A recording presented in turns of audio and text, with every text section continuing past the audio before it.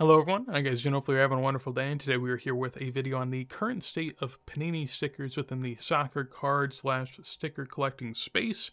This has been something that's been on my mind for a while now, but recently some sort of situations that have arose have brought it more to the forefront, so I wanted to go ahead and make a video on it today. But with that said, let's go ahead and get started. So I will start by saying that Panini stickers are great, don't get me wrong, this isn't some sort of hit piece on stickers just for the sake of, I'm an American that hates stickers, alright? That's not the case. I love Panini stickers. This makes me sad. This type of stuff makes me sad. I don't want to make this video, but I'm gonna. Amazing lineage, amazing history in terms of soccer collecting. They are what most people relate to in terms of soccer collecting in their youth, and this is how most people have become connected to this sort of thing. So I totally understand. I have full admiration, full respect, but I do have to sort of throw out my thoughts here today that will not be very kind. Not because of Panini stickers, it's not their fault, more so the graders and the authenticators are allowing some of these to sort of be ruined. So to start where we're at, I will say that prices in general have fallen, but they're also up quite a bit. Soccer stickers are no different. This is a soccer index. It's not the best, but it has its flaws, don't get me wrong. But it is sort of representative of what's gone on for the most part in terms of soccer items that were collected throughout this last booming cycle. And so in showing this, the perception on some things are of course going to fall. That's sort of understandable, but I think soccer stickers in particular have had more of a fall from the hobby standpoint. So the first thing we have to talk about when it comes to what has hampered Panini stickers in the space as of late would be fake stickers. The first example that comes to mind is this 2021 BGS Ronaldo fake. Essentially, in 2021, I think it was near the end of summer, BGS graded nearly 100 fake Ronaldo stickers within the span of a couple months, all in super high grade. This BGS 8 here, kind of a lower grade out of what you typically see, but BGS absolutely flooded the market with fakes, and that has been suffering ever since. Next up, it actually wasn't BGS, but in 2022, we had SGC, CSG/CGC, and along with that, PSA graded a few fakes of the 2004 Lionel Messi Este sticker.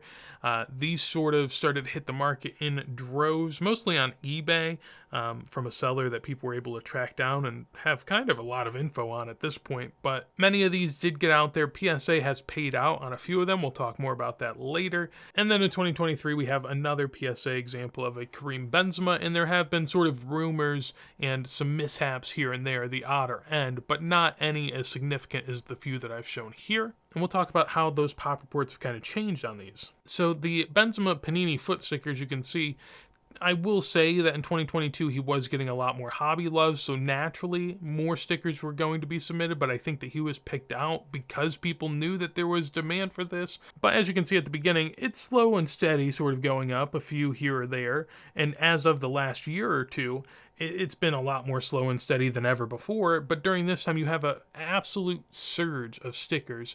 And many in the same submission, as you can tell. I mean, in the same day, we're having more increase than we've ever seen before, which is kind of a crazy thing to see on this type of sticker. The more jarring aspect of this graph is the gem rate. So, as you can see here, initially, it was very hard to gem. There were probably nearly 50 submitted before the first gem hit, so like a 2% gem rate.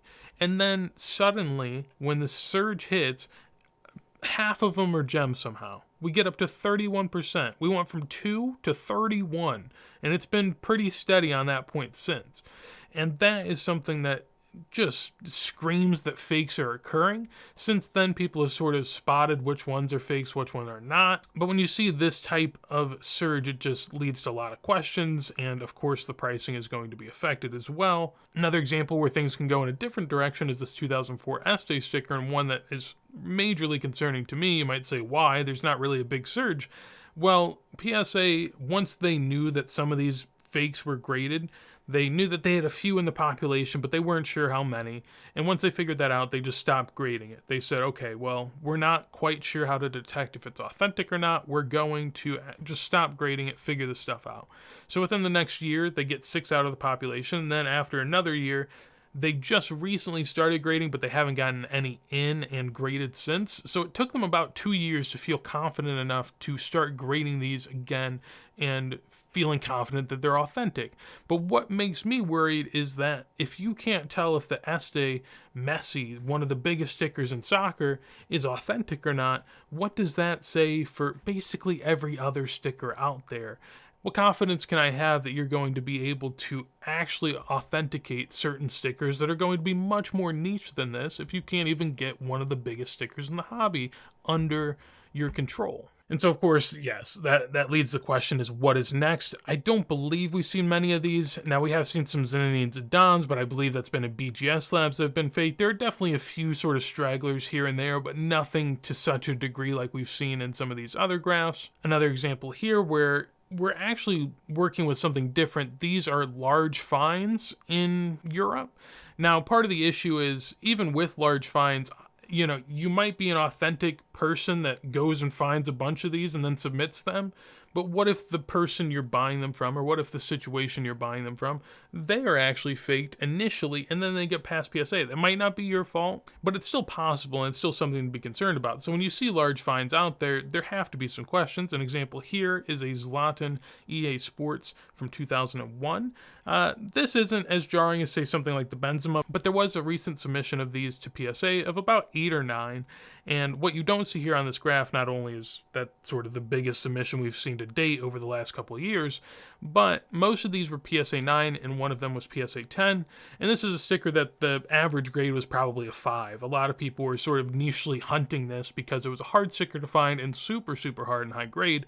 And then suddenly, out of this 8 to 9 sticker submission, they're practically all 9s and 10s, and so that is going to drastically sort of hamper what is going on beneath it down here with these prior stickers. So in terms of pricing, as you can see here on the left side, a PSA 9 sold for $1,400, and then we saw a PSA 10 run just a month later and sell for $400 less. So not only is it a Pop 1 of 1 highest grade selling for less, but it's also $400 less, and you know, assuming multiples would be correct, this PSA 9 pricing probably, you know, assumes that the PSA 10 should be worth like $3 grand, $4 grand at least. Meanwhile, it doesn't even break $1 grand. And so that's the issue you sort of run into with these niche stickers in high grade that are hard to get, is sure, they might have a pretty decent pricing when none are out there, but if a large find occurs or fakes start to get pumped in, it can very quickly sort of tumble down. Another more jarring example of this recently was the Iniesta stickers that were sent in. So essentially Iniesta, as you can see from the graph, from 2022 to 2024, there was about 40 submitted, so 20 a year. And then in 2024, we go from, you know, nearly 80 to 108, so about 30 submitted. And again, the jarring portion here is that the gem rate went from 6.5% or so all the way up to 25% off of 2 submissions, where you go from 5 gems to 27 gems. So that's an increase of 22 gems, an absolutely insane number, 4 to 5xing, well, 6xing the population. And again, it just makes you question because, you know, the rarer sticker of Iniesta, even in the same set, has a gem rate of 5%. So why are we looking at a 25% gem rate on a sticker like this? I could understand if this was like a modern card where most of your cards you're submitting are going to be gems, right? I mean, even then, even if you're submitting a modern card, say you submit, you know, 100 modern base cards, probably half are going to get 9s, half are going to get 10s. In this submission, you're seeing someone hit like an 80 to 90% gem rate on stickers from 20 years ago. Like, most of these weren't even centered, you know, but this guy has centered, perfect condition, held in a great space, kept under absolute lock and key for 20 years, make it to PSA undamaged, the grader's having a great day, he grades them all well. Like, everything has to go right, and it does for so many of these stickers. And so that's what makes it almost unbelievable, at least from my perspective. Again, here you have a massive drop-off in pricing, of course, because when one sells and then the next sells, they're not going to get nearly the same price, because, I mean, at least a month apart, people aren't really going to be hunting it all that more than they were a month ago. This drops from $3,800 to $1,500, which, of course, a massive drop. Now, I will say the sale before this, $3,800, was $800, so make of that what you will. But yeah, it seemed like a super high price initially, but of course, again, even if more of these come out, which they probably will, considering there was like 22 new gems, it's just going to keep undercutting one after another for the most part, depending on how long apart they're auctioned. And so it's left me really sort of frustrated with the grading companies, I'll say, because grading companies' main focus should be authenticity, right? That is what a grading company is meant to do, is tell you that it is authentic, and then it is a nice add-on that they tell you the condition. But I think the modern form of collecting and just sort of where people's minds are, everyone's so focused on the condition of the card that I don't think many people truly care that the cards are authentic. They're just so hyper-focused on grade and what they can flip it for and what this means for them, and the companies have lost sight of what actually matters, is that, can you tell me that this is an authentic item? Because that's what people are paying for first and foremost. That should be just an absolute worked in feature, but these companies don't truly even care. They're just trying to pump out as much as they can, and then you end up with situations like this. In saying that, I will say that PSA is clear, in my opinion. I think that they are head and shoulders above any other company in terms of grading soccer and soccer stickers in particular. They pay out for fakes, so if you have bought a fake and it comes out that it is fake and you reach out to them, they will pay you out for whatever you put into it, which I feel is, super, super kind on their part. But also, I mean, you pay for that in terms of the upcharges and all that type of stuff, so it's worked into their cost structure, don't get me wrong.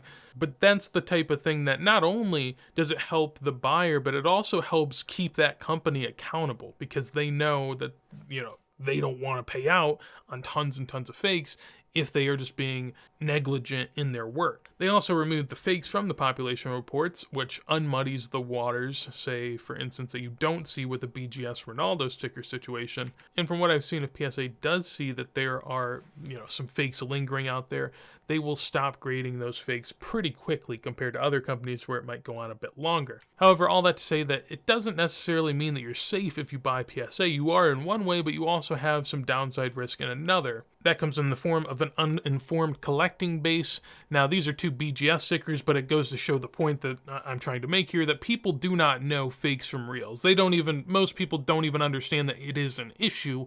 They just think that these grading companies are perfect, and so you don't even have to look at the stickers or figure out that there might be fakes out there. You can just trust them, right? And so in this situation, a BGS 9 Ronaldo sells for 2.5K, another one sells for 2K. This 2K one on the right is a real authentic sticker. You can tell because the colors are immaculate. The one on the left has the most wash colors imaginable. Now, of course, that could be the picture, but I'm just going to tell you it is not. I've seen tons of these BGS slabs, and they all look the same.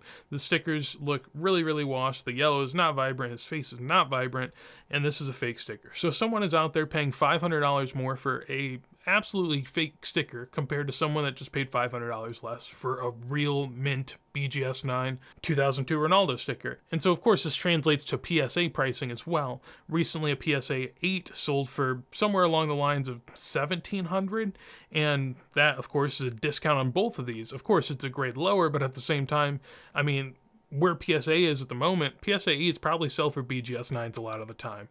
And so even in that situation, someone's getting a huge discount on a PSA 8 compared to a fake BGS 9, and these types of stickers are, of course, going to weigh down the pricing because people don't understand. And there will be a lot of comps for these types of stickers that are super low because people know they're fake, but then other people will use that as a comp on the real stickers, even though one's worth nothing and one is worth potentially thousands, right? And so it's super frustrating from that perspective that even if you have a sticker that's actually authentic, and even from a grading company that, pays out on fakes and all that type of stuff, it doesn't matter unless the greater collector base understands that. And in this situation, they don't. And so from my perspective, it's an absolute sort of war zone in terms of stickers. You just see one after another get picked off, and it's always such a sad feeling. But from my perspective, as someone that doesn't have a lot of these, it's sort of encouraging because it does give me an opportunity amongst the chaos to come in and grab a sticker here or there that I know is real, but the general populace would be weary. And so there is that. I guess that's a silver lining to all this. But we'll talk about my perspective and just some general thoughts I have on this. The first one is that I'm skeptical that this changes to any great deal. I think that the worry, at least from my end, would be that they just move from sticker to sticker to sticker, and PSA is basically playing catch up, and some of the other companies aren't even participating in catch up. They'll just, grade all the fakes and take in the money they can. And so, I don't have a lot of confidence that this is going to change in a massive way. I hope it does, but from what I've seen, there isn't a lot of things that make me feel optimistic. I also would say that I'm hesitant with non-faked stickers, in the sense that if there haven't been a wave of fakes of that sticker yet, I am just going to probably stand on the sidelines, wait until something happens, and then come in later, rather than risking paying a premium for something that has the possibility of some fakes or a huge fine coming out. I'd rather buy at suppressed prices due to fakes than paying up on prices that haven't yet baked in the potential fakes. I'd say, generally speaking, if you don't know, just buy with PSA, and then from there, if it is fake, you can get paid out. They also don't grade a lot of fakes, so you're probably just going to get an authentic one, and that's great. A lot of the time, especially in stickers, if you're getting a discount on a BGS SGC graded amazing sticker, there's probably a reason. And then finally, I think that Panini stickers in general have a super low floor and also a very high ceiling from my perspective, in the sense that, the fakes and all this type of stuff makes me very weary. But at the same time, I do think that, especially on certain stickers, that is already baked in and people understand that. So if there is a day where this sort of goes by the wayside and we do get past it, and some of these companies do become more competent, and we as a collective start to understand what companies those are and pay up for those companies, well, then I do think that the ceiling offers a bit more to be desired than, say, your average card. So it works both ways, but generally, I'm not in the best state of mind when it comes to stickers right now, so that's just sort of the way it is. But yeah, that's my thoughts on Panini stickers, at least at this point in time. Would love to hear yours down below in the comments. Of course, again, if you enjoyed the video, do make sure to leave a like. Would appreciate it greatly. Subscribe if you want to see more videos like this as soon as I go live. And with that said, hopefully you have a wonderful day, and peace.